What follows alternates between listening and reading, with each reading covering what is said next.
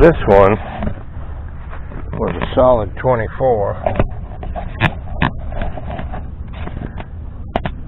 And I got it out of the hole. Excuse me. But I haven't seen it yet.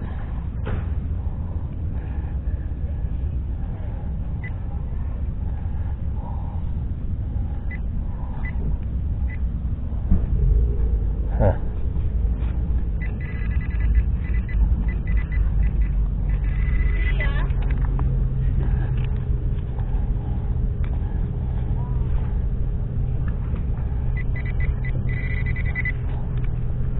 Might be a time. Right. And it's right here somewhere. Here we go. See what we got. There's a coin. And it is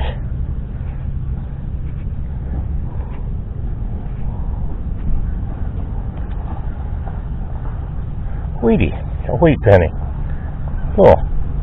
Let me see what date that is. That is good. Hang on just a minute. Okay, we've got a 19. Wow, hard for me to read.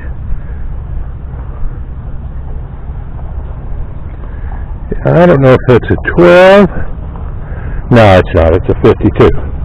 Alright, that's alright though. We'll take it. Well, I stopped for a minute and talked with a guy that come up.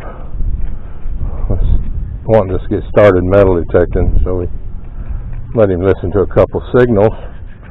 And after that was right when I found that Wheatie. So when I checked the hole, I don't think this, looks like it might have been a silver plate, but I found a rusted, what was left of a fork. I have to clean that up on the wrap up, but I don't think I can get that clean enough to read anything. It may have been silver plated. I can see, stuff coming through here, so we know it wasn't. It's not solid silver by any means. Anyway, that was what was there back in the hole. I'm going to check it again. Who knows? It's amazing that that was in there. Now this is exactly where the hotel was and where it burned down. So I found a couple pieces of glass in there also. So I'm going to check this out really good before I close this thing up right here. Alright, that's it for now. Alright, well, I checked it again, and there's another 13 in here, and there's a 13 here, and this is another spoon that was in the hole. So this could very well be where the kitchen was in the hotel that burned in 1929. There was a building here from looks like the same design as that other one, so this is probably a set, and there's at least one more 13 down there, so this is pretty cool. This could very well be from the hotel fire. Could be, from the kitchen, or maybe the dining room out of the utensils, where they had them in a hutch or something. Alright, let me keep going here. There's another 13 down there. I'll turn it back on when I see what it is. Well, this came up. I'm not sure what that is. Looks like it might be some sort of a winding key, maybe for a clock or something like that. Or it could have even been a small key for a hutch or something, who knows. But that's there, and there's still another signal there. Let me do this real quick. See if I can get it out of the ground while we're all sitting here. I'll try not to bore you too much. So, should be right Yeah.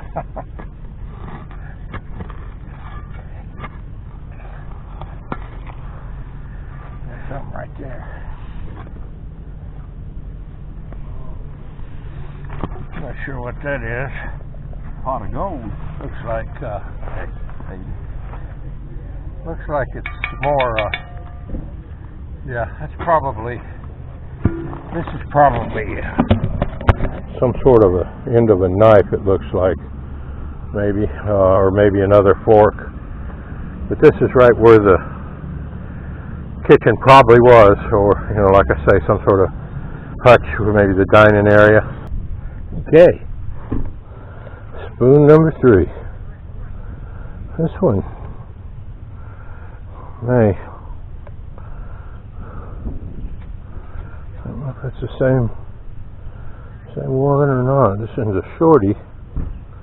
This may not be the same. Still same hole though.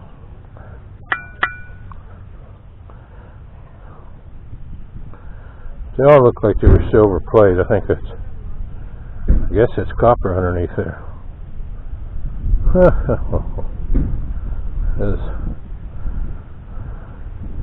That's pretty cool. I'll take that. I'll take a relic in a heartbeat. Y'all see that bare spot right here by this pad? That stump got knocked over, or that tree got knocked over by Irma, and they just dug it out of there with a backhoe. I think I'm going to check right here and see if there's anything in here. Never know. Might have drug something up from the depths. I'll let you know if I see. Okay. Was able to make out that it is a wheatie.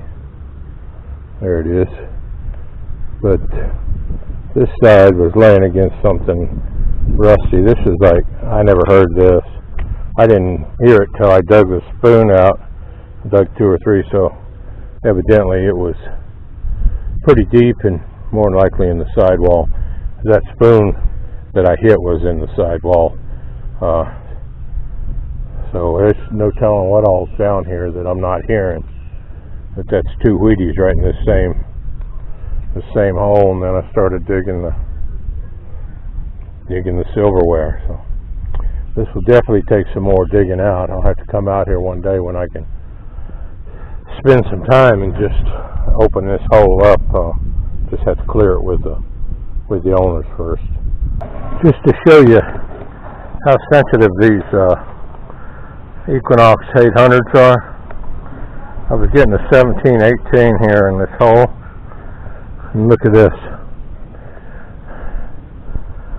Just dug the world's smallest plastic airplane. Tell me that ain't sensitive. Cool.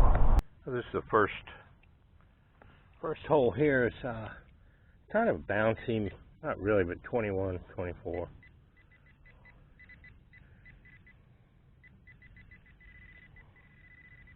Here, somewhere.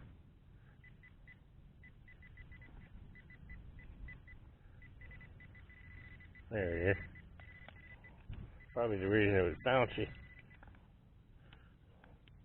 It's one of those aluminum screw-off tops. Well, sounded good.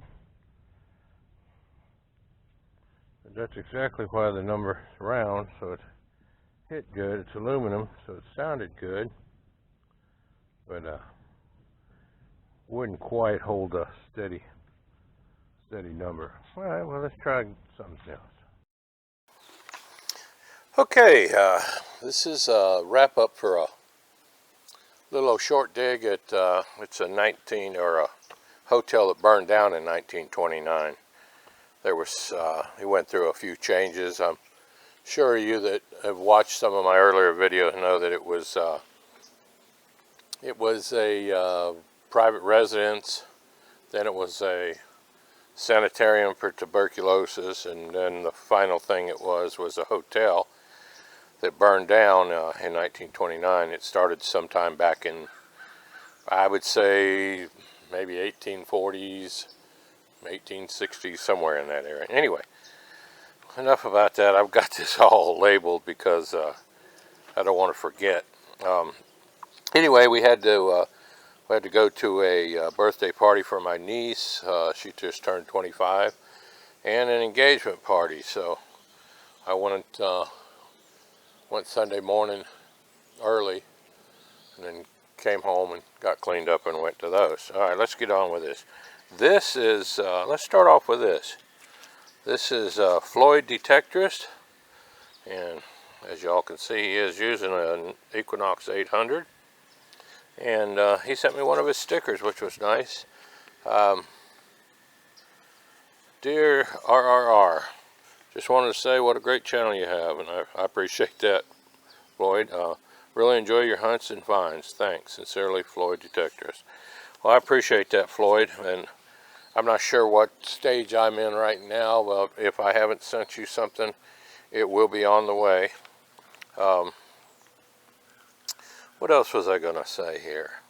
Okay, let's go on with this. You all know about all this junk. We all see it. We all find it. Bet you haven't found an airplane that small. That's too cool. I don't know where that came from, but it was like, it was in the same hole as all this, pretty much all this stuff. I dug 1, 2, 3, 4 holes, couple regular memorials. I have no idea what this is. It looks like it's rubber coated brass of some sort, or copper maybe. It looks like it's copper over something, I don't know. Anyway, enough of that. This looks like it's some sort of could be some sort of maybe a key, could be off a sardine can maybe, I don't know, but it's, no, maybe it isn't solid. I thought it was solid there, but no, that's probably what it is, probably off one of those sardine cans or something that, you know, you peel around. I have no idea what that is. It's got a little brass cap on it here. It's got little lines on it. I guess that was something to adjust something with. Who knows? Could have been maybe just an outboard motor. It is a fish camp. Got that. Still don't know what that is. Unless it's well, it could be a nose ring. Except I'd have to have a lot wider nose because it won't fit in mine. This is what's left of a fork. And this looks like it's what's left of maybe a larger spoon, maybe a ladle, or it could be another, you know, could be this. Could be the end of that fork. Okay, now, let's see, for the good finds. First, found 2 Wheaties. I went out there, and I was set on digging just 12, 13s, you know, of course, unless I hit some real high silver. This one here is a 1952D. This one I believe is a 1918 plain. But here's a little trick. You can't read that date by itself, but if you take a piece of Scotch tape sometimes after you clean them pretty good and rub it, the tape will stick to the high parts, and I was able to read 1918 off of that. This one was in the fire. I mean, it was crusty. It looked like rust all in it. It was laying against something maybe, but anyway, I was surprised it came out that good. So that's a little trick, you know, you can take and hold the light on the side, sideways, you know, a little flashlight, and sometimes that'll bring them up. But this sticks to the high parts, and sometimes you can pull the dates off them. All right, enough of that. Okay. Here we go. Start with this one. This one is, excuse me for a minute. This one is a Reed and Barton. It's a durable teaspoon flatware, 6 inches long is how they describe it. There's none of this is silver. It's all silver plate. And I believe I located the kitchen or the dining area. This stuff was from 1900 to 1930. Well, it had to be before 1930 because the place burned down in 29. So somewhere before 1929, that spoon was bought. Okay, this one had me going. Let me get that out. This one here, if you look, I cleaned it up. Of course, this is the only one I T-boned. And it looks like it's silver.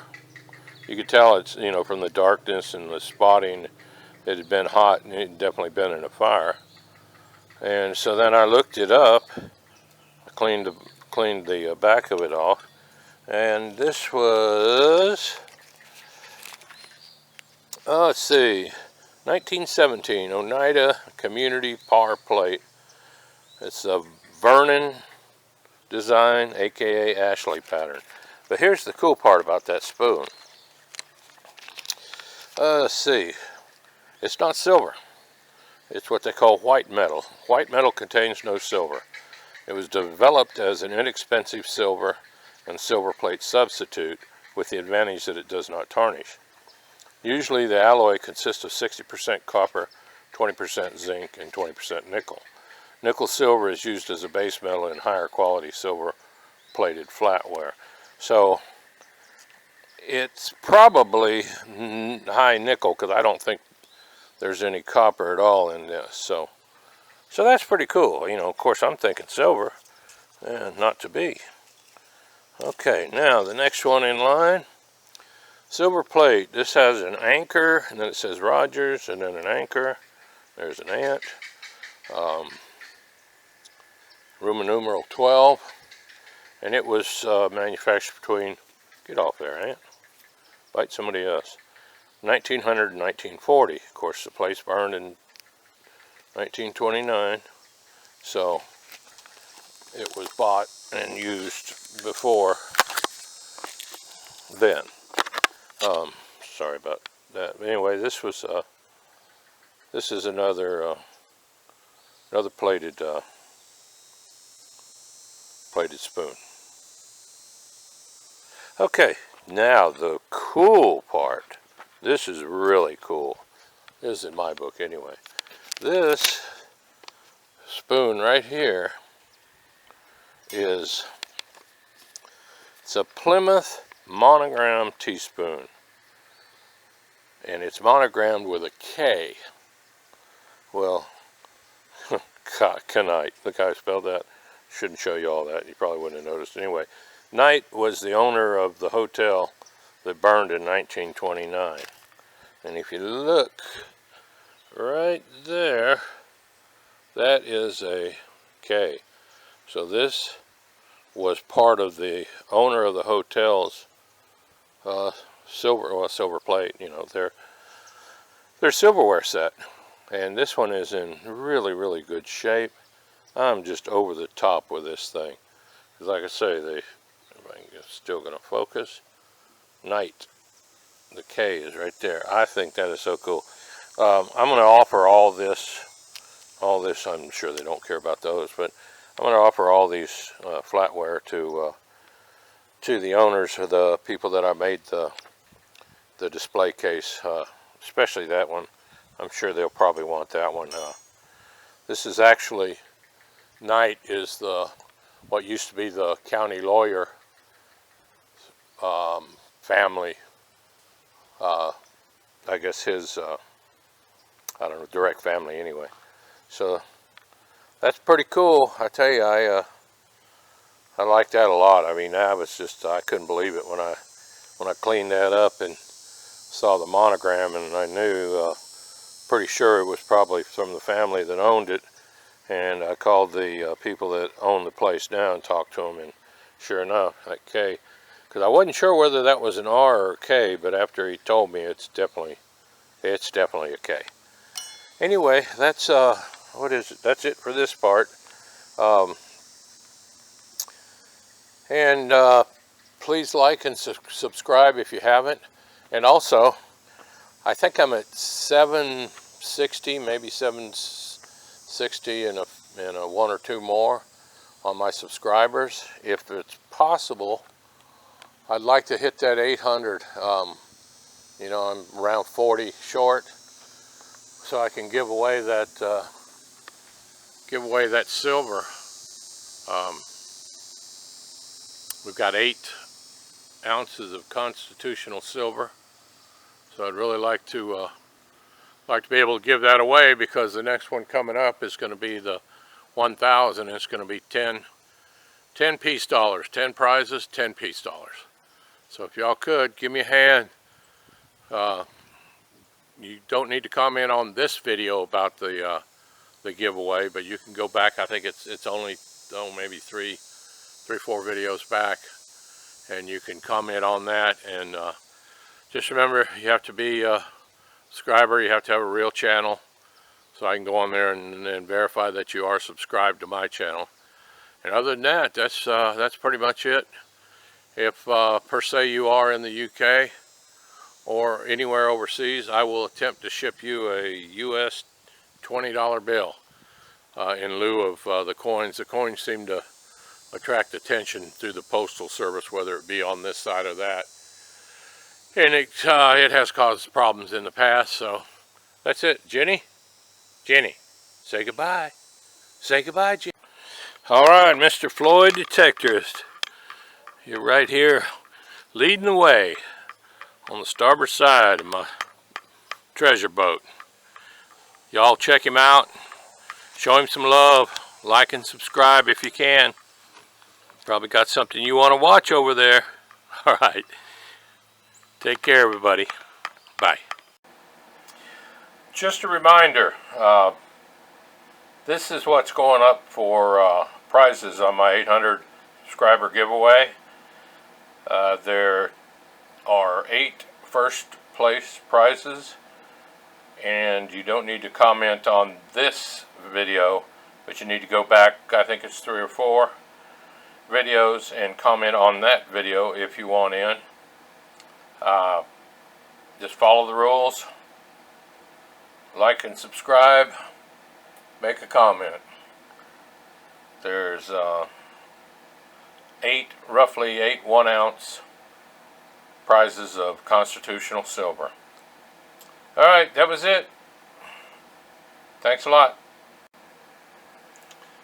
And I'll leave a link to the 800 subscriber giveaway video in the description. Looking for treasure or something of old, hoping for silver or better yet gold.